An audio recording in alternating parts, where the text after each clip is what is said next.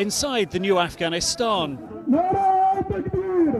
in rural Paktika province far from Kabul, the Taliban's provincial governor has called a meeting. No women to be seen. Local village elders and tribal chiefs listen. A young boy takes a selfie. Much has changed since the Taliban were last in charge. Smartphones and social media. But poverty, still the country's biggest problem. We have many expectations and we are praying the Taliban will deliver. The week after Kabul fell, a local journalist took a road trip for us to see what was happening outside the capital. Taliban guides showed him the way. At the border, changes already underway. Part charm offensive, giving traders what they want, longer opening hours at the border, and part crackdown, keeping men and women apart. Let me tell you, before we had one single line for both men and women. Now we have two. They are kept apart. Pakistani officials easing into the new relationship, backing the segregation.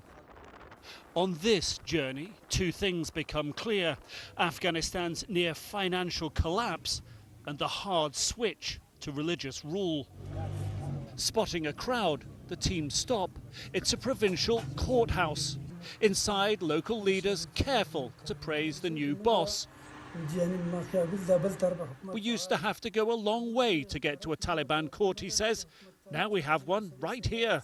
The new judge in town, quite literally, laying down the Taliban law, their interpretation of Islamic law. We asked the previous judges how they used to work. They said they were following the law of the land, not the Sharia. In Islamic Emirate, all court proceedings are according to the Sharia law. Under Taliban rule in the 1990s, the Taliban's Sharia law led to public amputations for thieves, stoning of adulterers, even hanging. But in the local market, Sharia law is not the big concern. It's making a living. Business is very bad. We don't know who is in charge. Only low-ranked people are here. We don't know if we can trust them. They are not telling us anything, and the situation has not improved. Prices are going up.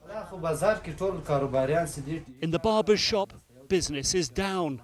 It's not only me, he says, but business is bad in the market. It's not as good as before. They're not alone. The local pharmacist is also struggling. Stocks already depleted under the last government. The clinic's maternity nurse also worried about finances, says the previous government didn't pay her for the past 4 months and she can't afford to go home. Closer to Kabul, another doctor, more problems. Day and night, he says, we get 25 to 30 patients.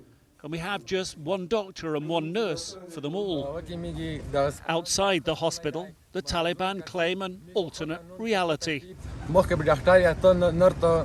Before you didn't know whether the doctor was coming or not, but now they are there for you all the time. On this trip, the Taliban's prioritizing of Sharia law and bits of charm offensive seemingly missing Afghans' most important needs: a secure livelihood. Nikk Rόμπερτσον, CNN, Islamabad, Pakistan.